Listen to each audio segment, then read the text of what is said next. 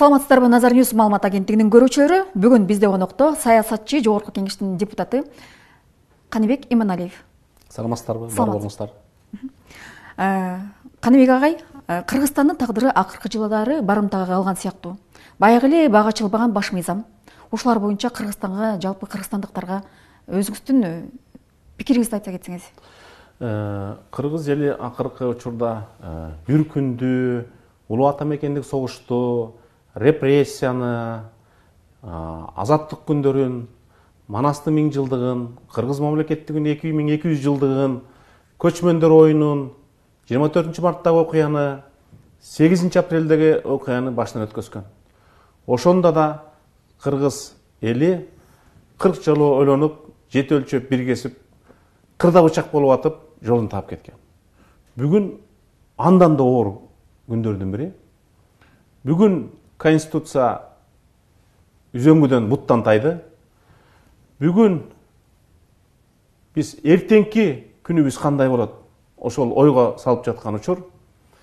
Бүгүн барымтада калган бул Конституция, барымтада калган мөөнөтү бүтүп калган парламент, барымтада убактылуу өкмөт, барымтада президенттикке барам дегендин баарыбыз барымтадабыз.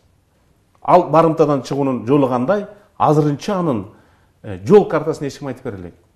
Өтө опорталдуу жерде турабыз. Же мыйзамдуулук жолу менен кетебизби, же бандиттер салган жол менен кетебизби? Акылга алчап кетебизби, же таш менен уруп бири-бирибизди кубалап жүрүп кетебизби? Ошентип мамлекеттүүлүктүн түбүнө жетебизби? Ошондуктан бүгүнкү күн 100 жыл мурун Кыргызстан 17-20 жылдары жол тандап атканда элдин башына Абдыкерим Орозбеков, Абдыкадыр Сыдыков, Абдыкерим Сыдыков, Баяр Исекеев, Жусуп Абдырахманов сыяктуу адамдар келген. Бүгүн атаганат ошондойдун бирөө жок. Ортозар саясатчылар, ар кимисинин бирден конституциясы бар, ар кимисинин бирден туусу бар, ар кимисинин бирөө да экинчи болгусу келбейт. Баары биринчи болгусу келет. Ошондой башаламан чаң тополоң заманда жашап атабыз. Ошондон аман эсен чыгып, бүтүн чыгып кетүүнүн жолу азырынча табуу кыйыныраак. Баш мыйзамдын өзгөрүлүшү эмне үчүн сиздерге жакпай калды? Баш мыйзам эң ириде баш мыйзамдын башын тебелеп өзгөрдү. Баш мыйзам деген ошо бирөө эле болот. Эки баш мыйзам болбойт. Ошон үчүн дүйнөдө өнүгүүнүн бирден бир өбөлгөсү незыбыл эмес Конституция. Конституциянын бузулбастыгы, кенебестиги. 79 депутат Конституциянын башын тебелеп өтүп, аны токтото турган токтомго алып кошту. Конституциянын жолун кичинекей мыйзам менен бөкөт кылып кошту. Андай болсо эртең президенттин указын губернатор токтоо менен жокко чыгарып салат.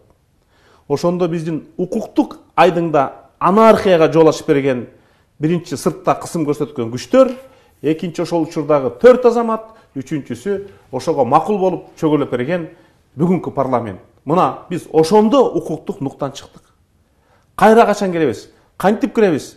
Күрөш талаш менен керебизби? Же кан төгүлүп керебизби? Муну бүгүн эч ким айта албайт. Себеби азыркы бийликке келгендер атышып болсо да колунда бийликти бергиси келбей жатат.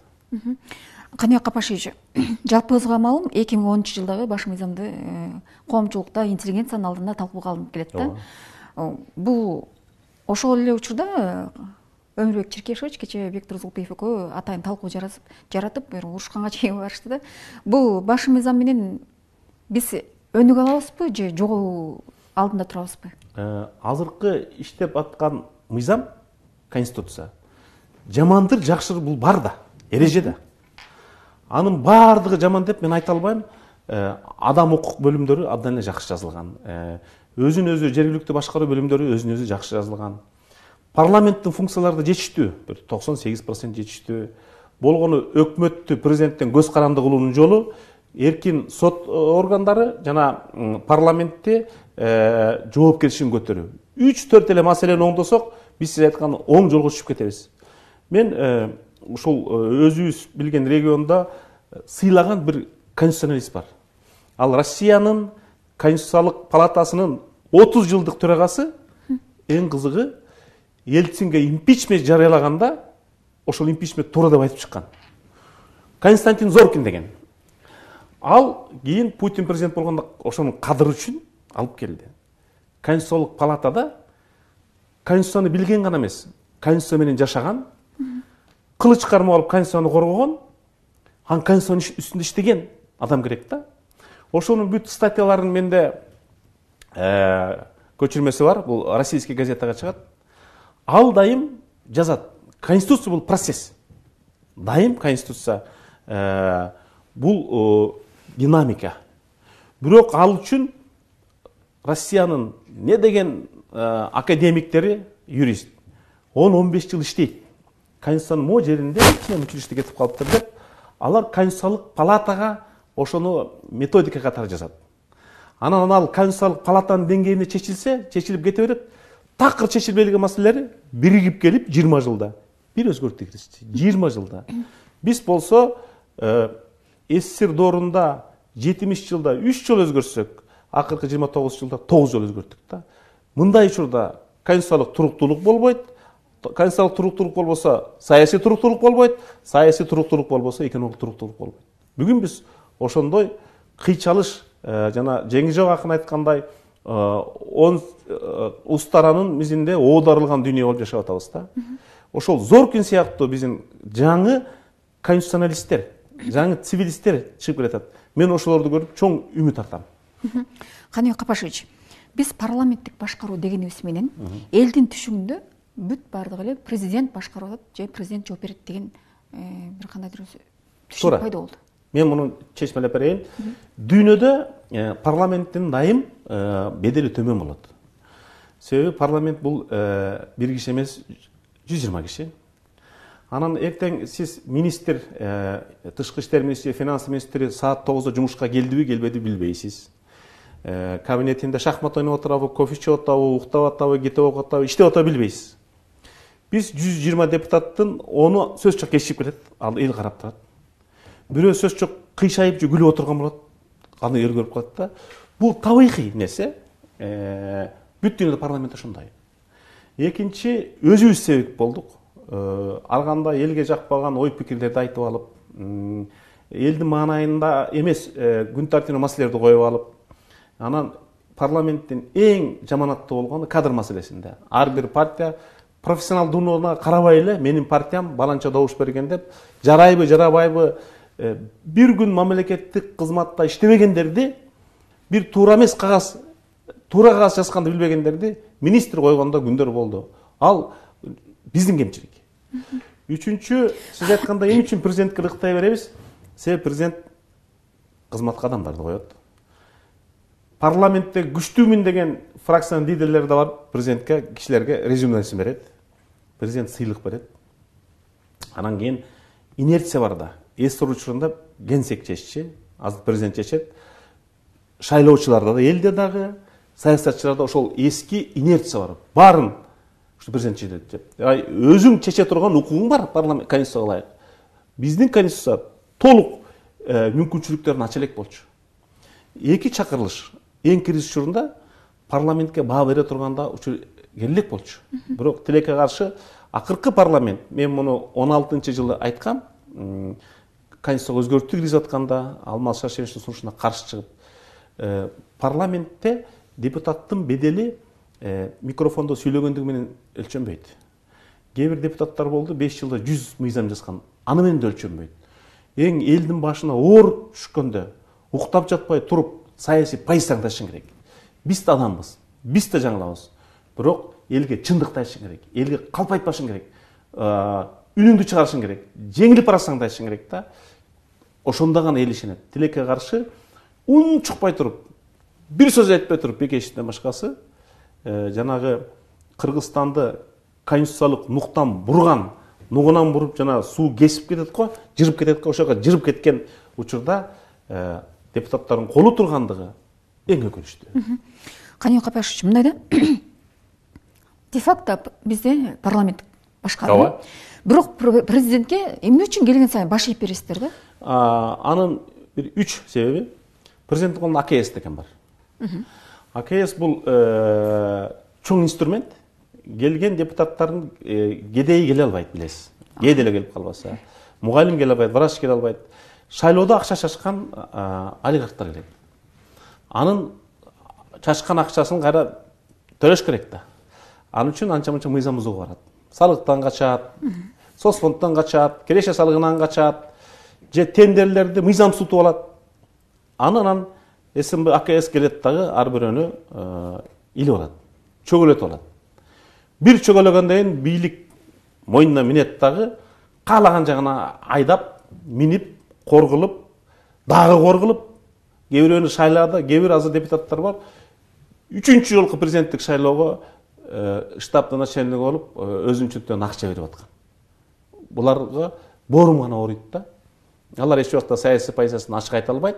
Саясий позицияңды ачык айта албагандан кийин сен саясатта күрөшө албайсың. Саясатта күрөшө албагандан кийин сен мамлекеттин, элиңдин келечеги үчүн күрөшө албайсың да. Ошон үчүн ушундай парламент келип атат. Үчүнчү жагдай бизде тилекке каршы коңшуларыбыз бүт президенттик өлкөлөрдө. Ким менен соода, алака, чегара маселеси алар өзүнүн өзү бизге ошондой аба ырайын, ошондой шамалды тартуулап турат да. Аякта бир эле адам чечет. Айын үчүн биякта 120 адам чечиш керек депчи.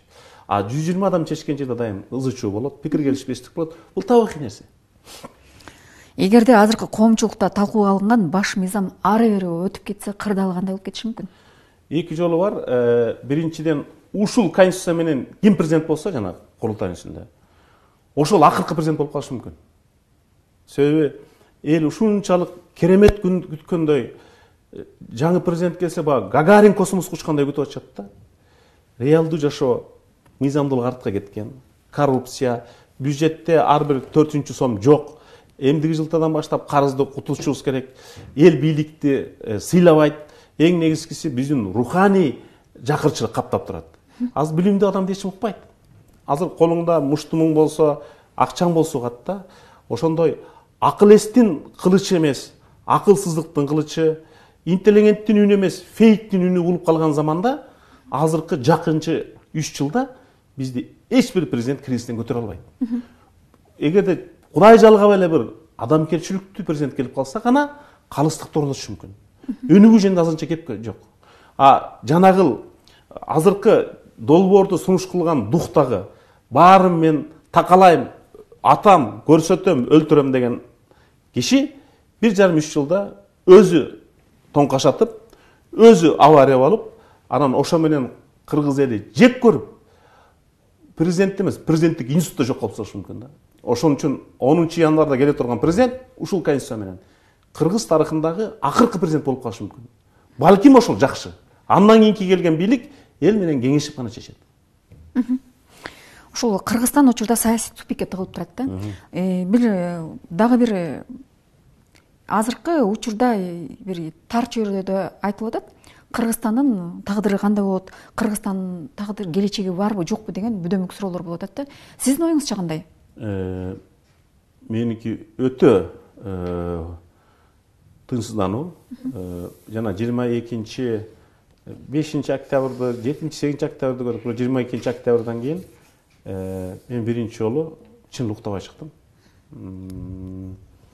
3 эбегейсиз коркунуч. Биринчи криминал, ортодогу ополтоодой акча, сырткы күч биригип, анан булар иште күрөшө берип, сыртта биздин чегара эки өлкө менен чечилди. Кимдир бирөөлөр ошол жакта чоң провокация кылышы мүмкүн. Себеби коңшунун баары эле бизге тилектеш деп айтыш кыйыныраак, эртерээк. Коңшу менен коңшудай болуп иштеш үчүн чегараң күчтүү болуш керек. Азыр коңшулардын ичинен чегарасы алысыраак бизбиз. Бу кыргыздар өз ара бийлик талашып, бийлик бөлүшө албай атканда бир бурчун бөлүп кетпейлиби деген дүйнө жок дейсизби? Жок дейсизби? Кечеги Азербайжан армияны эмне болду? Көрдүңүз го? Азыр бийликке жутунуп аткандар ал масштабта ойлоно алгандыгын мен сезе алган жокмун да. Экинчи, диний фанаттар бар эле, азыр саясий фанаттар пайда болду да. Чын эле фанаттар. Алга сиз экөөбүз отуруп сүйлөшкөндө мүмкүн эмес. Акыркы 30 жылда ошол адеп акылак, руханий байлык, билимдин төмөн түшкөнү биз ойлогонбуз да, бизден кийинкилер бизден да билимдүү болсо экен деп. Тилекке каршы эл аралык бир уюм бар, ошол билимдин деңгээлин ченеген. Биз Пакистандан да төмөн түшүп калдык да. А Пакистанда мен болгом, аякта 39% элдин билими жок болчу. Биз ошол деңгээлге, билимдин орто мектепте ошол деңгээлге түшүп калганда, караңгы элди кайсы бир жака баштап кетиш, караңгы элдин ортосунда от жагыш, караңгы элди башкарыш оңойраак. Бирок мен бир нерсеге ишенем, биздин эл эркиндикке сүйгөн эл. Эркиндикке сүйгөн эл бул бактылуу жашоого татыктуу. Биздин баарыбыздын башыбызды кошуп турган бул эгемендиктин идеясы. Ошон үчүн бүгүн кыргыз саясатчылары жеке кызыкчылыгыңды, партиянын кызыкчылыгын, фракциянын кызыкчылыгын мамлекеттин кызыкчылыгына баш ийдире алсак, мына мен могу жерде мен ооздуктайм. Мына могу мен дагы бир кадам тартсам, дагы бир сүйлөсөм, дагы бир митингге киши алып чыксам, мамлекет урайт. Ушул жерден токтотолу дегенге келе алсак, анда сактап калабыз. Каныбек Капашевич, мындай да. Биз жаштарды, биз кыргыздар эркиндикти сүйөбүз. Биз бактылуу болушубуз керек, биз демократпыз деп отуруп ушул эгемендүүлүктү жогото албайбызбы? Мындай салыштырууга караганда, мисалы үчүн Тажикстан, Кыргызстан, Казакстан, Өзбекстанга караганда буларда бизге караганда демократия, эркиндик азыраак да. Тартип күчтүү. Тартип күчтүү. А биздечи эки жагы бар да. Биринчи, эркиндик эбегейсиз дөөлөт. Эрлер, баатырлар эркиндик үчүн өлгөн. Эркиндик деген бий деген эмне? Бий деген өзүң эркин бийлеп, адам бийлейт го. Бирок бийлигиң өзүң жоопкер болушуң керек да. Эркиндик бизде эбегейсиз. Бирок жоопкерсиздик, эркиндик бул адамдарга эмес, бул саясатчыларга да. Саясатчылар бул эркиндик мындай да. Жыландын уусу. Кичине ичсең дары. Көп ичсең өзүң угуп өлөсүң да. Эркиндик да ошондой. А биздин саясатчылар ошол эркиндиктин дозасын кайсындан ашканда, ал кайра биздин суверенитетке кайры иштеп баштайт. Ошону билбей атпайсызбы? Ага эч ким кепилдик бере албайт. Мисалы үчүн, Ак үйдү талкалап чыкканда биз эркиндик деп ойлойбуз да. А Европа өлкөлөрү жок. Бул эркиндикке чоң сокку деп ойлойт да. А биздин жаш муунга муну түшүндүрүш кыйын. Биз баарыбыз, азыркы мен ортомун болуп калдым. Биз совет мамлекетинин тушунда ага эже эмне экенин, агай айтса койкуй уят деген доорду көрүп калдык да. Азыр окуучулар 7-8 айдан бери сабакка бара элек. Алардын ага эжеи сотка болуп калды да. Апасы да сотка, атасы да сотка, эжеи да сотка, агай да сотка, досу да сотка. Биз электрондук жаңы муун келатат да. Аларда боор тартуу, соопчулук, ыймандуулук, ал тургай сүйүү сезими да азыраак болот. Себеби бүт бары ошо менен 24 саат уктайт. Жанында алып жүрөт. Ошол муунда мүмкүн бир кылым мурдагыдай же 30 жыл мурункудай адамдарда болгон эркиндикке жоопкерчилик мамиле таптакыр жок. Себеби бийлик өзү жоопкерсиз болгондон кийин жаштар кантип жоопкерчиликтүү болсун? Каныбек Капашевич, азыр учурдан кайрадан эле баш мыйзам өтөлү. Бул баш мыйзамды 18 ноябрда Венеция комиссиясынын ардактуу төрайымы, Польшанын мурдагы премьер-министри Ханна Цхоцка Венеция комиссиясы Кыргызстандын учурдагы парламентинин конституциялык реформаны жүргүзүүгө ыйгарым укугу жок деген бүтүмүн жарыялады да. Сиздин өз карашыңызчы? Мен муну ошол 22 октябрда жарыялап, ошондон баштап мен сессияга барган жокмун. Ошону бизде чет өлкөлүк бирөө айтмайын ишенбейбиз да. Кыргыз айтып атат деп. Ушуну биринчи Сания Токтогазиева менден да мурун айткан. 3 параметр. Биринчи, Конституциянын 70 статьясына ылайык парламент 5 эле жылга шайланды. 5 жыл өтүп атат. Экинчи, парламенттин мөөнөтү бүтүп баратканда фундаменталдуу, өзөктүү маселени кароого укугу жок. Күндөлүк маселени караш мүмкүн деп андай айткан. Үчүнчү, жана 20 декабрга кайра шайлоо бул мыйзамдуу деп айткан да. Ошонткенде биз 20 күндөн кийин легитимдүү укуктук талаага келмекпиз. Булар ошол укуктук тарага кире турган мөөнөттү созуп, майга созуп салды да. Азыр мөөнөтү бүтүп бараткан парламент, президенттин милдетин аткаруучу спикер, демек толук легитимдүү бийлик жок. Эме болуп калды да, бир Гүлдөр Экетейин бир казак айылында 9 жылдык мектеп бар экен. Анан ошонун эме завучу мектептин директору милдетин аткаруучу болуп атканда борбордон билим берүү министрлигинен текшерүүшү келиптир. Анан сиз кимсиз десе, толоор толбос мектептин болоор болбос жетекчисимин дептир да. Азыр ошондой парламентта толоор толбос мектептин болоор болбос депутаттарыбыз, ошолордун спикерибиз. Андай учурда жалпы суверенитетке тийиштүү конституцияны кароого укугубуз барбы? Ал укукту бизге ким берди? Конституциялык кеңеш менен мүчөлөрүн ким тандады? Граждандык коомбу, партияларбы, фракциябы, ким? Бирден тандаса ал демократиялык эмес. Экинчиден, ага тапшырманы ким берди? Бизде иштеп аткан конституция турат го. Анан эмне үчүн азыркы алар сунуш кылган конституцияга сын пикир айткан юристтердин бирөө да кирбейт. Эмне үчүн эл аралык эксперттер жок? Эмне үчүн булар шашып атышат 15 күндө бүтөбүз деп? 15 күндө бир фирма ачып уставын жазам десеңиз, ошондо 15 күндө бүтө албайсыз. Бул фирманын уставы эмес. Бул мамлекеттин паспорт. Ал паспорт кынтыксыз, катасы жок. Эртең дагы бир тентек келип алып өзгөртөм дебегидей. Жок дегенде 30-жылга чейин иштеп бергидей конституция болуш керек. Бул топ ошону жаза алабы? 15 күндө кабыл алынган конституция ошондой боло алабы? Биздеги бүт конституциядагы кемчиликтин баары шашып кабыл аламыз. Көп мамлекеттерде дайым иштеп турган конституциялык кеңеш болот. Алар иштеп, ийине жеткизип, анан бир бүтүмгө чыгарат. Конституциянын бир эле сүйлөмүн оңдоп коюшубуз керек экен. Ошондо саясат өзгөрөт деп.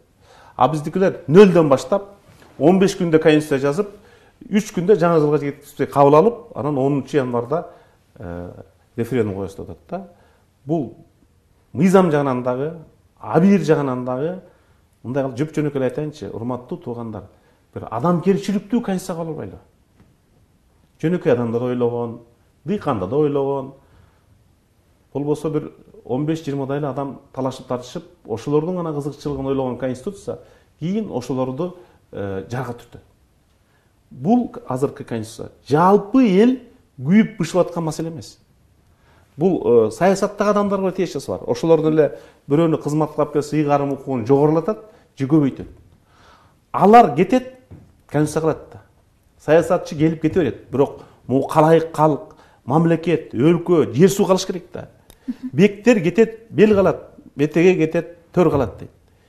Биз ар бир келген президент өзүнүн конституциясы менен кетет, өзү куулганда кошо кетет да. Мындай болбош керек. Конституция президенттен бийик. Президент келип кете берет.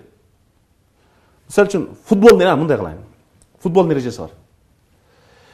Месси да ошого баш ийет, Роналдо да баш ийет. Бирок алар кеткенде эрежени кошо ала кетпейт да. Футболдун эрежеси мен билгенден акыркы 50-60 жылда өзгөрө элек. Бирок ошондо деле Пеле чыкты, Роналдо чыкты, Месси чыкты да. Бизде Месси да жок, Роналдо да жок. Өзүнө ылайыктуу мен эле топ тебем деген конституция бар да. Мен эле гол киргизем дейт. Анын өзү гол киргизе электе өзү кошо жыгылат. Топ теппегенди билбегендер Месси болом деп атпайбы? Футболдун эрежесин билбегендер Месси болом деп атпайбы? Саясатта Месси жок, анан ар бир өзүн Месси эсептеп алып, анан ар биринин өзүнүн кичинекей конституциясы бар да, ошону тартып алып атат да. Мен болуп калсам, ушул конституция мени Месси кылып чыгарат деп. Сен биринчи топ деп аласыңбы? Футболдун эрежесин ойнойсуң, көрдүң беле? Райондук футболдо катыштыңбы? Биринчи лигага катыштыңбы? Европейский лигага катыштыңбы? Анан кийин олимпийский оюнга келди. Бизде райондук деңгээлдеги чемпионун боло элек саясатчылар ойлоп атат, мен тиги дүйнөлүк чемпионатта өзүм жазган конституция менен топ киргизе алам деп. Мына мен салыштыра десем, ушуну салыштырып бере алат элем да. Мындайда Каныбек Капашевич, депутат болгонго чейин көпчүлүк депутаттар элдин астында өздөрүнүн убадасын беришет да. Бирок тилекке каршы 6-чакырылыштагы депутаттар өздөрүнүн аброюн толугу менен жоготту. Андан сырткары мурдагы президент Алмазбек Шаршенович сиздерге чимкирик деген лакап атты коюп кетти да. Эмне себептен ошол чимкирик деген лакап атты койгондо деле Алмазбек Шаршеновичке бир депутат чыгып кыңк этип сүйлөй алган жок, кайшы айта алган жок. Ошол сөздү ал өзү бекиткен депутаттарга айтты окшойт деп атам да. Себеби парламентте бир депутатыбыз бөлөк фракциядан айтты да, мына 120 депутат отурабыз.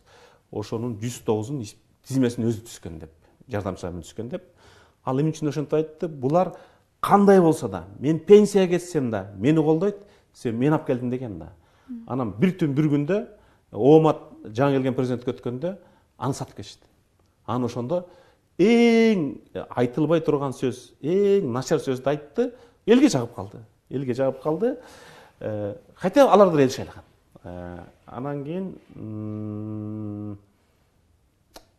бул эле парламентке эмес, деги эле жалпы элита интеллигенцияга тиешелүү да. 95-жылдар спикер ким эле? Шеримкулов. Азыр спикер ким? Же ошондогу премьер ким эле? Жумагулов, Бакиев, Куулов деген дөшөлөр болчу да. Азыркы премьер ким? Фамилиясын билбейт. Же ошондогу ректорлор ким эле? Мен ар биринин фамилиясын билчүмүн. Демек, жалпы деградация болуп баратат го дейм. Жалпы деградация, ошо деградациянын алысында чемпион болуп парламент чогулуп келатат да. Мен 2000-2005-теги депутаттардын фамилиясын азыр жатка айтып бере алам. 45-нин бир экөөсүн унутуп калышы мүмкүн.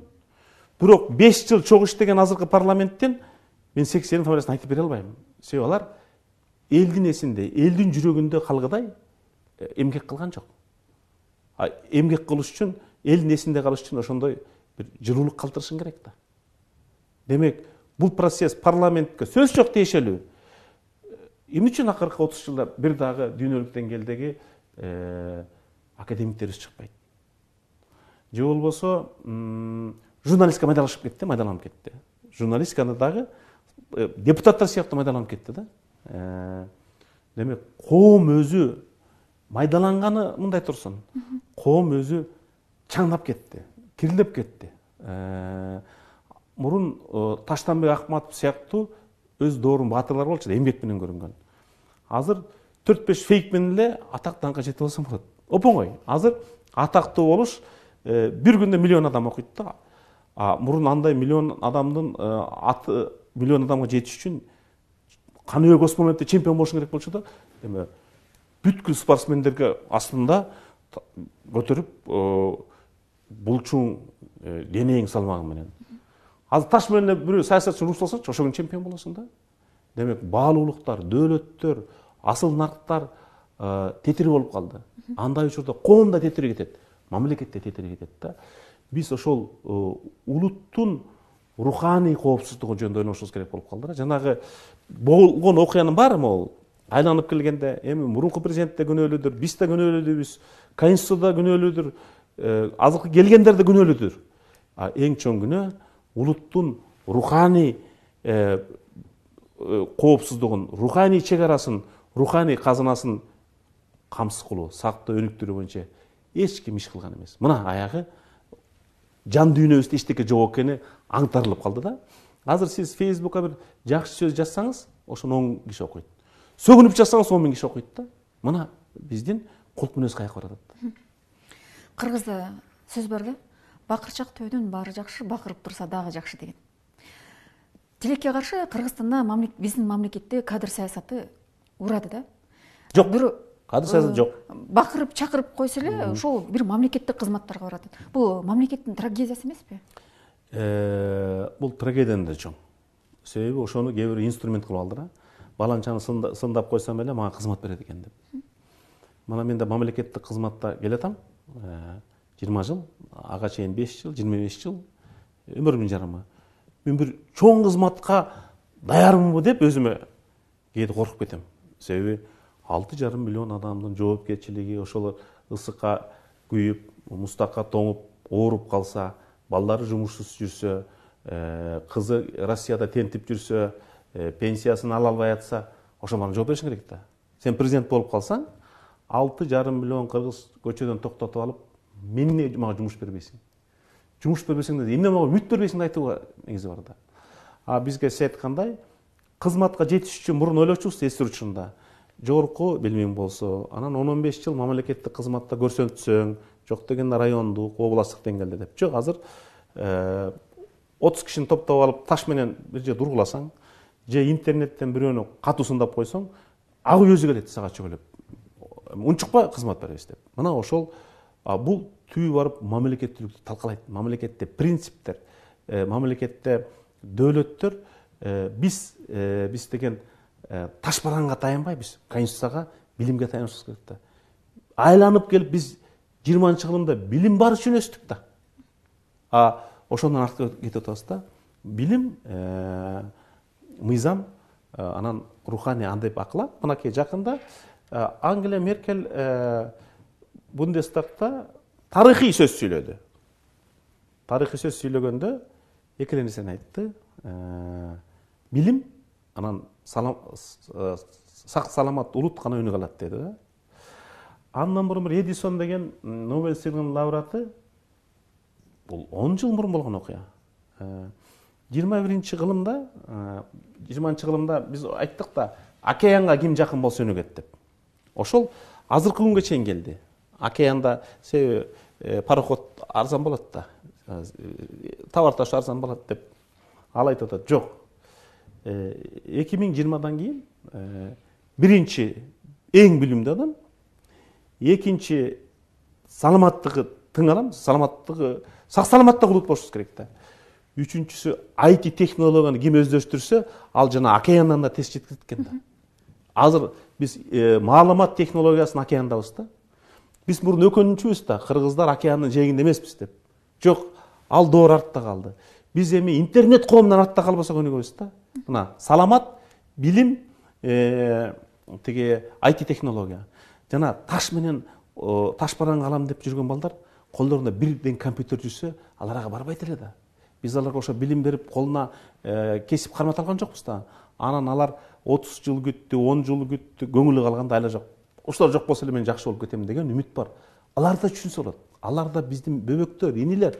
Бирок мындай жол менен өлкөнү өнүктүрүп кете албайбыз. Биз коңшуларга күлкү болуп атабыз азыр.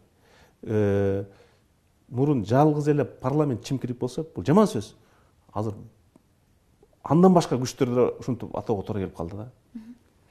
Келиңиз эми саясаттан өзүбүзгө секиртип жасайлы.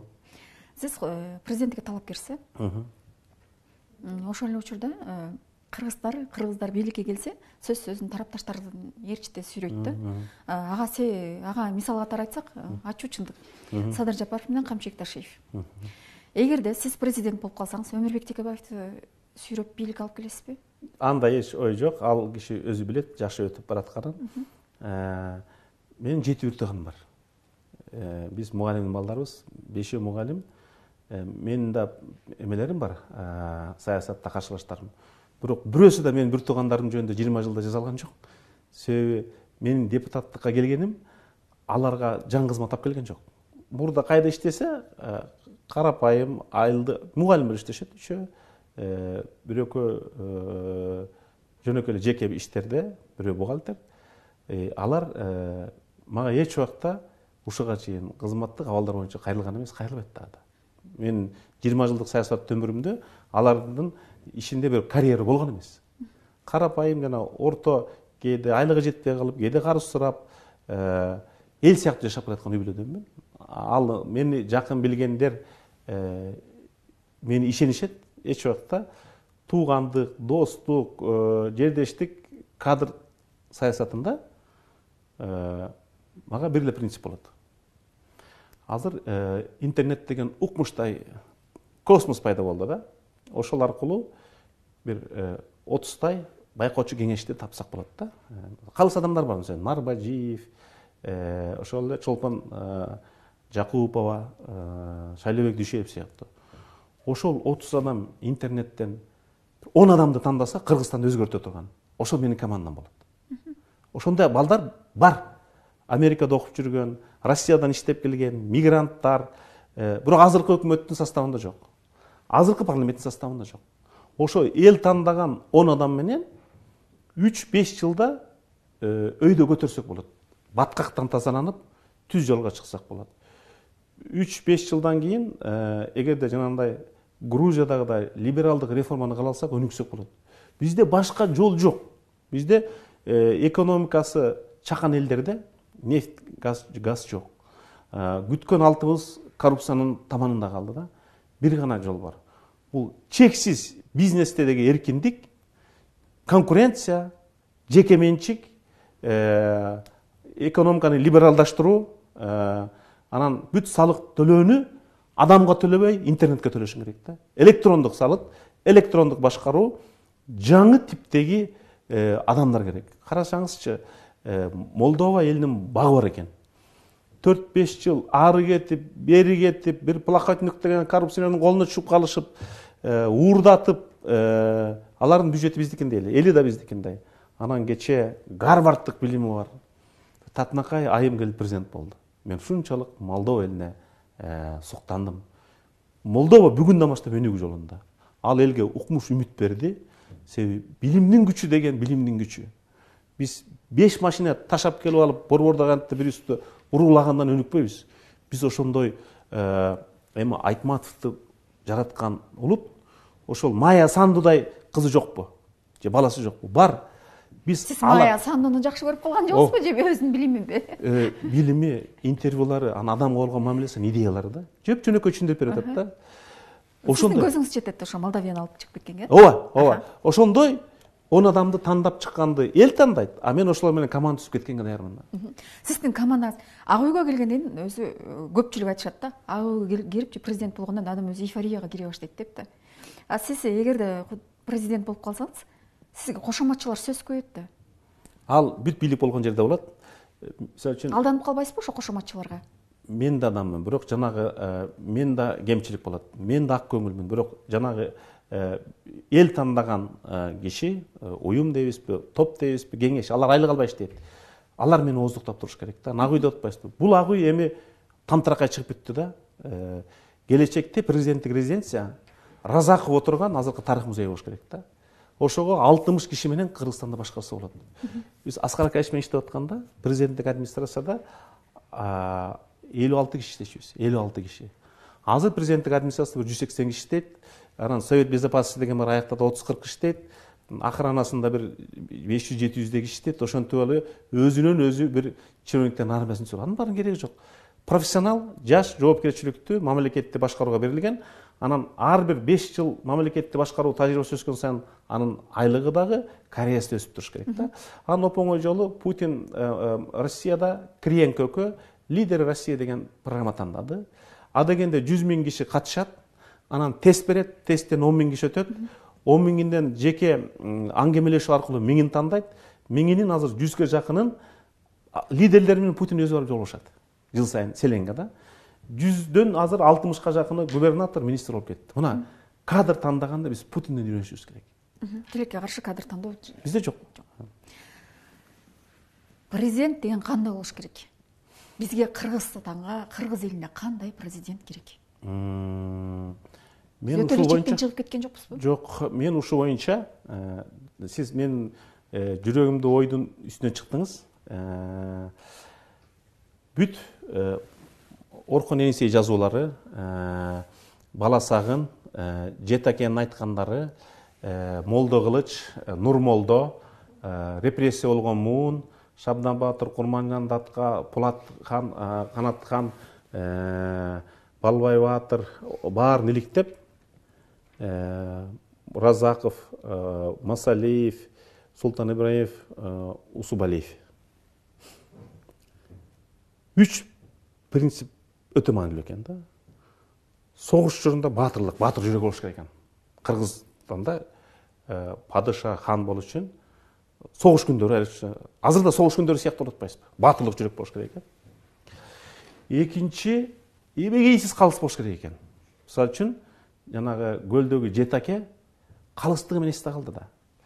Же Шабдан Баатырдын деле өзүнчө войскасы болгон эмес. Береше март болуп, өзү өлүп атканда колунда букасы эле калган экен. Же болбосо Курманжан Датканын эмне телохранителер бар беле? Калыс сүйлөгөндүгү үчүн. Ошондой эле Молдо Кылыч айтат, Нур Молдолор айтат, хандын биринчи касиети калыс эле болуп туруш керек экен, арбитр. Биздикилер өз партиясына, өз жердешине тартып атпайбы? Үчүнчү кызык жери. Президент бай болуш керек экен. Карасаң, элдин эсинде калган кайсы бай падыша бар Кыргызстанда карасаңыз, жөн эле. Мына Манас бай болду беле, же Барсбек бай болду беле, же Тагайби бай болду беле, же Султан Ибраев бай болду беле, же Разаков бай болду беле. Разаковго тиешелүү бир нерсени айткым келет. Рабига Менсеитова деген эже бар эле да. КТРдин президенти болгон. Мага аны Бекен Назарелов алып келди. 94 дейм. Экөөбүз таанышып, эже 65-терде экен. Разаков биринчи секретарь кезде ал телекомитеттин төрайымы болуптур. Анан Разаков кызматтан кеткенде Москвага бир барып калып, үйүнө учурашып кетейин дептир. Разаков ооруп калган экен дейт. Анан кийин үйүндө жалгыз эле экен дейт. Чай, кант, анан бир нан бар экен дейт. Могу нанды жеңиз, жаңынан деди дейт. Улам жеп койгонду чай ичип, могу нанды ала алыңыз деди дейт. Ушу 2-3 жыл айтты дейт. Анан кийин сүйлөшүп, чыгып, учурашып эле коеюн деген дейт. Кетип баратып, дүкөндөн карасам, ошо эң арзан нан экен дейт. Мына биздин падышалар кедейде жашаган, арзандан жашаган, бирок артында өлбөс, өчпөс атактан калганда. Же Султан Ибраев. Султан Ибраев мисалы үчүн мындай бир кызыл камчы диктатор болсо, мынчалык элдин эсинде калбайт эле да. Вот экинчи касиет ошо калыстык деп атпаймынбы? Үчүнчү билим. Мына биринчи баатырлык жүрөк, экинчи кара кылды какчырган калыстык, үчүнчү билим. Усубалиев билим болбосо, ошо 24 жылда кыштак Бишкек кышкаякта европалык деңгээлде шаар кылып салды да. Билим азыркы Майя Сандунун да күчү билимде. Исландияда журналист кыз, радио журналист кыз премьер-министр болду. Өтө билимдүү экен. Себеби азыр интернетти билбеген киши кантип мамлекетти башкарат?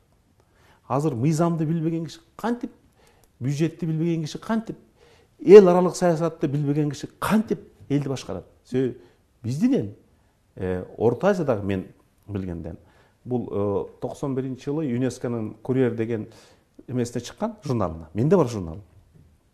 91-жылы социалдык иликтөөнүн негизинде дүйнөдөгү эң китеп көп окуган 26 элдин бирөөнө киргенбиз биз, кыргыздар. Бизден алдыда Грузия гана турчу. Грузия себеби абдан интеллекти бий да. Биз ошол беделди чүрбөшүбүз керек да. Мына ошон үчүн болочок падышага 3 касиет. Биринчи баатырлык жүрөк болуш керек. Болбосо эртең байбектер кирип келсе, качып кетсең анан Кыргызстанды чыштап алып. Экинчи кара кылды какчырган калыстык. Буга чейинки сөзүң ишиң менен досуңду, шеринделешиңди кызматка тартып жүрсөң, анда сен ал падышалыкта аттанбай эле кой. Үчүнчү билим. Билим болуш үчүн азыр президенттер кыргыз тест берип атпайбы? Мен суранар элем. Журналисттер уюштуруп, ушу 63 кандидатка интеллектуалдык тест кылып көрбөйсүздөрбү? Биз берели. Экономикадан 50 суроо, эл аралык саясаттан 50 суроо, мыйзам чыгаруудан 50 суроо, социалдык маселеден 50 суроо. Ошондон эле 95% түшүп калат. Сиз каалайсызбы билими жок киши Кыргызстанды башкарышын? Эч убакта каалабайсыз. Эгерде монархиялык өлкө болсок, анда бизде бир бай башкара берсе болот эле. Андай эмеспиз. Биздин байлык да билим, биздин бийлик да билим, бизди өсүп өнүктүрө турган локомотив да билим. Ошон үчүн ошол президенттикке талапкерлерди тандоодо жанагы бекер калган эмес да. Билеги күчтүү бирди жыгат, билими күчтүү миңди жыгат. Ошо билими менен жыга турган адамдар келсе, Кыргызстан уттурбайт. Каныбек Капашевич, кыскараак суроолор болот. Макул. Сиз жашоодо коркоксузбу? Кудайдан корком. Анан менин атым жаманатта болуп кетет деп корком. Атам көз өтүп кетти. Атамдын сүрүнөн корком. Мен бир иш кыларда атам тирүү болсо ушуну урушат беле, урушпайт беле деп, анан урушпайт беле десем, ошону кыла берем. Жогорку кеңеште депутат болуп жүргөндө мыйзамдарды чыгарууда кандайдыр бир тобокелчиликке барып кнопка баскансызбы? Болгон. Эгерде президент болуп калсаңыз, жубайыңызды саясатка аралаштырасызбы? Жок, буга чейин деле мен аралаштырган эмесмин. Анан интернетте даже бир сүрөтү жок. Ал неберелери менен багып рахат алган эле жубайы. Жашооңузда эч бир жолу бир аялдарга же бир кандайдыр саясатчыларга алданып көрдүңүз беле? Аялдарга билбейм, бирок саясатчыларга алданганмын. Жеке кызыкчылык үчүн мамлекеттин кызыкчылыгын таштайт белеңиз? Жок, мен буга чейинки да андан көрө атынып алганым жигитчи болот да. айрымдар мына кыргыздардын кызыкчылыгын катардагы көрүнүш катары кайталап келет да, карап келет. Кыргыздын кызыкчылыгы үчүн кандай шарттарга, кадамдарга барат болчусуз? Мен тааныган, мен билген адамдар чын эле коррупцияга аралашсалар камалыш керек. Эгерде улуттун кызыкчылыгы эртең ийгилик алып келерине ишенип турсам, бир да душмандан коркпойм. Үчүнчү, ар бир реформа бул непопулярный деп коет. Көп каршылыкты, душмандыкты пайда кылат. Андан да коркпойм. Көпчүлүктүн оозунда саясат сасык деген сөздөр тарап жүрөт да. Чын эле саясат сасыкпы? Сасык иш кылгандар үчүн сасык, адилет иш кылгандар үчүн анын жолу ак. Азыркы саясатчылардан кимден коркосуз же айбыгып турасыз? Жок, мен андай саясатчыны жолумда көргөн жокмун. Урматтуу Назар Ньюс маалымат агенттигинин көрүүчүлөрү, 24 ноябрда биз Жогорку Кеңештин депутаты Каныбек Иманалиевди кайрадан көрсөтүүгө чакырабыз. Көрсөтүү бул эфирде болбойт. Сизди кыргыздын улуттук идеологиясын, кыргыздын макал лакаптарын, кыргыз эли мурун кандай болгон, азыр кандай, ушул боюнча суроолор берилет. Сиздерди 25 ноябрда кайрадан биздин эфирден күтөбүз. Урматтуу Каныбек Капышевич, биздин адатка, салтка айланган өзүнүн түрдөгү ушул жерге келген конокторго сөз беребиз. Сиз каалаган кишиңизге, Өмүрбек Черкешевичке болобу, Атамбаевке болобу, же болбосо ошол эле кимдир бирөөгө кайрылууңуз же сөзүңүз болсо айтып алсаңыз болот. Азыр саясаттын айдыгында жүргөндөр, репрессия болуп келгендер, жаңы келгендер абайлагыла. Силер колуңарга устара көтөрүп алып, ойноп аткан бөбөк окшоп атасыңар. Силер өзүңөрдүн кан тамырын эмес, мамлекеттин кан тамырын кезип алышы мүмкүн. Ошон үчүн эгерде кандайдыр кадамга бара турган болсоңор, эртең эң ириде мамлекеттин тагдырын, мамлекеттин кызыкчылыгын, мамлекеттин дөөлөтүн ойлосоңор экен.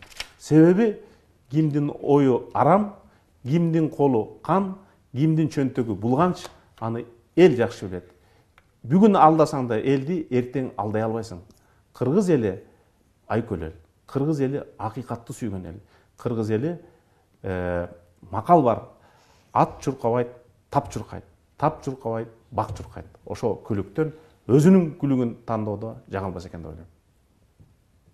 Рахмат. Рахмат.